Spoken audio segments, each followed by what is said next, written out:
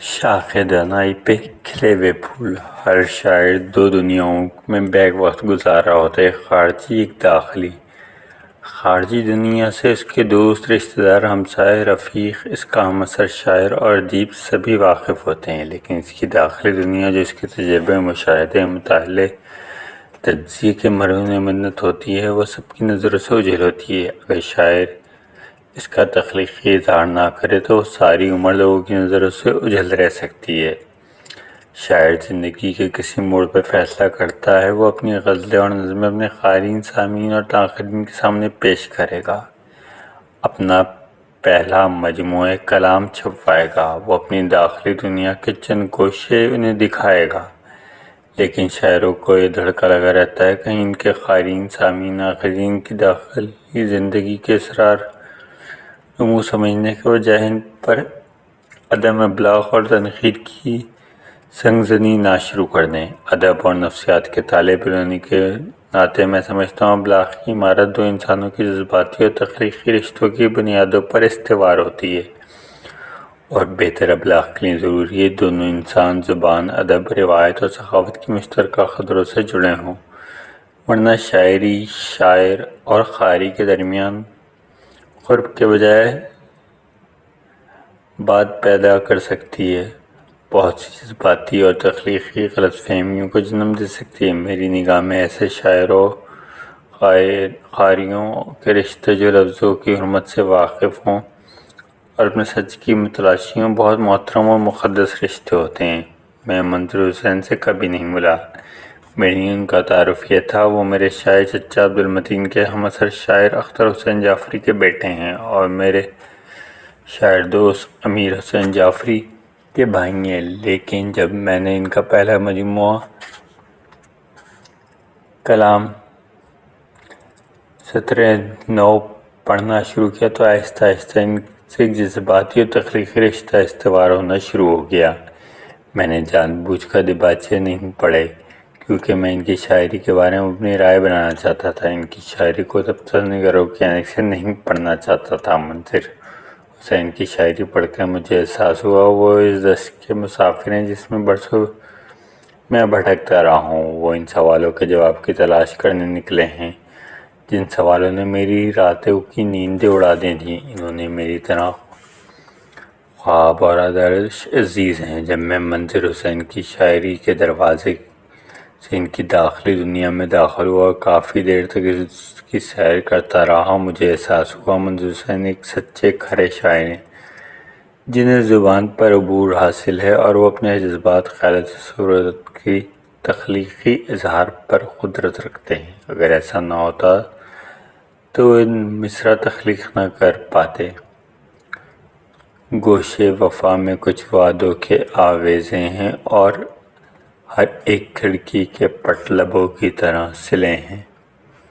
اس لیے ان کی شاعری ان کی سوچ اور شخصیت کی بھرپور نمائندگی کرتی ہے، قاری کو ان کے دل کے نہا خانوں میں پوشیدہ رازوں سے آگاہی بخشتی ہے۔ میری نگاہ میں ارحید اور زبان کا جینوین شاعر اپنی بصیرتوں کے اظہار میں زبان، ادب اور روایت اور جمالیات کا خیال رکھتا ہے، تاکہ وہ صرف اپنے واحد کے قاری سے تخلیقی رشتہ جوڑ سکے، بلکہ ایسا تخلیق کر سکے پچھلی اور اگلی نسلوں کے درمیان ایک پل کا کام بھی کر سکے۔ جب میں نے قاری بن کر منظر حسین کا تخلیقی ہمسفر بننے کی دعوت قبول کر لی تو مجھے اندازہ ہوا وہ ہر سچے شاعر کی طرح اس دنیا کو ایک نئے انداز سے دیکھنے کے خواہاں ہیں۔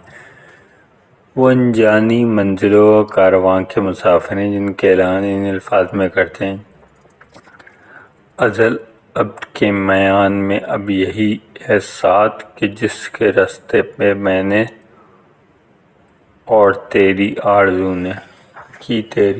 نے طواف وعدہ پا برہنہ ہزار صدیاں سفر کیا۔ منظر حسین دشت کے مسافر ہیں، وہاں انہیں بھٹک جانے کا خطرہ بھی رہتا ہے، لیکن انہیں اپنی ذات پر اعتماد ہے، کیونکہ ان کی جستجو دولت اور شہرت کے مرہون منت نہیں۔ وہ درویشوں کی طرح ان راستوں کے مسافر ہیں جہاں ان کے دل کا دیا ان کی رہنمائی کرتا ہے۔ منظر حسین معرفت کے منازل طے کرنے کے باوجود یہ جانتے ہیں اپنے سچ کا تخلیقی اظہار اتنا آسان نہیں ہو۔ یہ وہ مقام ہے جہاں فرشتوں کے بھی پر جل جاتے ہیں، کیونکہ اپنے خیالات، جذبات، مشاہدات اور تجربات کو پورے سچ میں کے الفاظ میں ڈالنا جوئے شعر لانے سے کم نہیں۔ نوائے شوق روشن ستارے ہیں کسی گم کردہ کاغذ کے فلک پر یوں اترتے ہیں، ہے ولاسہ ابھرتا ہے مگر مصرع نہیں ہوتا۔ منظر حسین اس ادبی روایت سے واقف ہیں کہ اپنے عہد کا نمائندہ شاعر بننے کے لیے وہ بھاری پتھر اٹھانا پڑتا ہے جسے میر اور غالب نون میم راشد اور میرا جی نے اٹھانے کی کوشش کی۔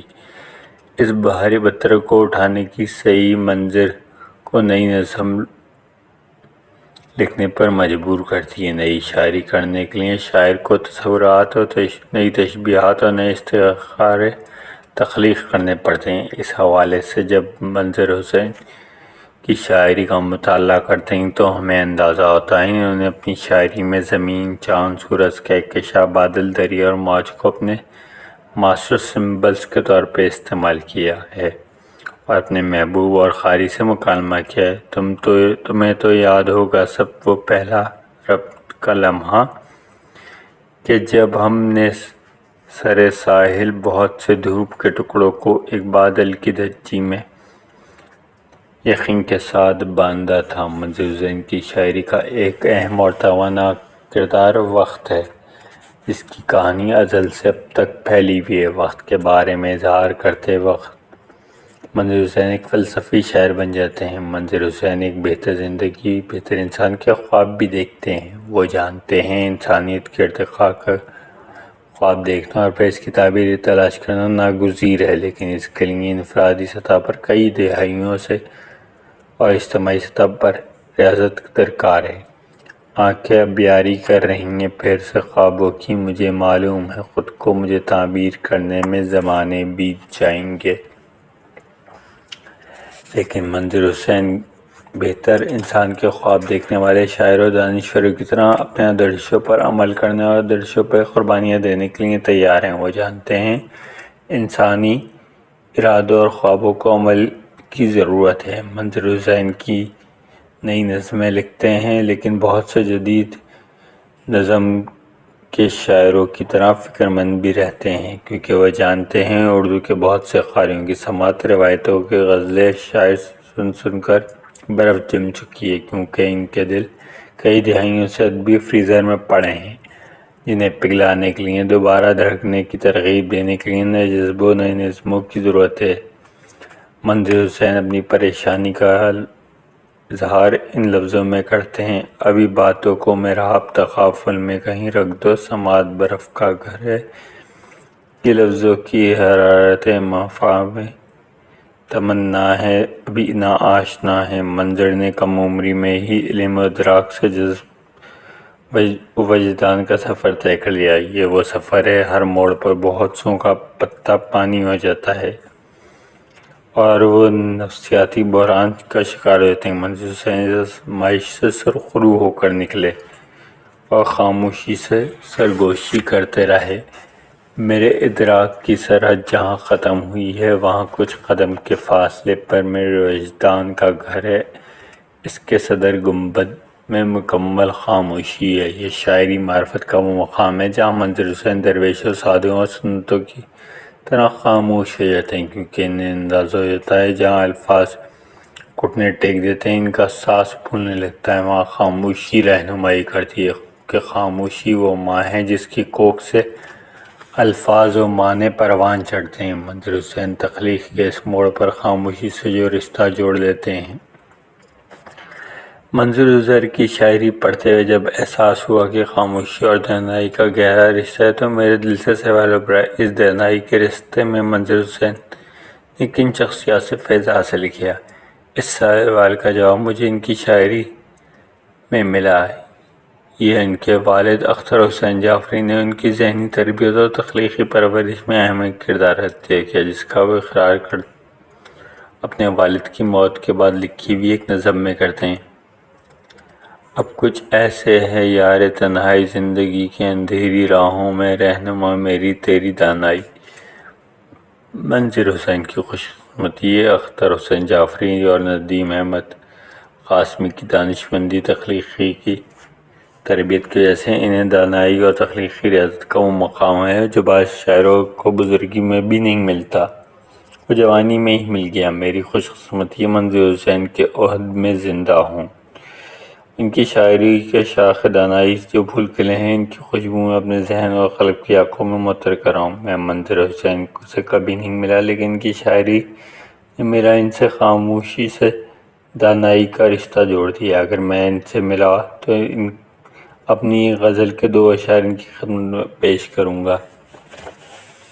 تجھے سب کچھ کہہ کے بھی کچھ انکہی رہ جائے گی، گفتگو اتنی بڑھے گی کچھ کمی رہ جائے گی، اپنے لفظوں کے سبھی تحفے تجھے دینے کے بعد آخری سوغات میری خاموشی رہ جائے گی۔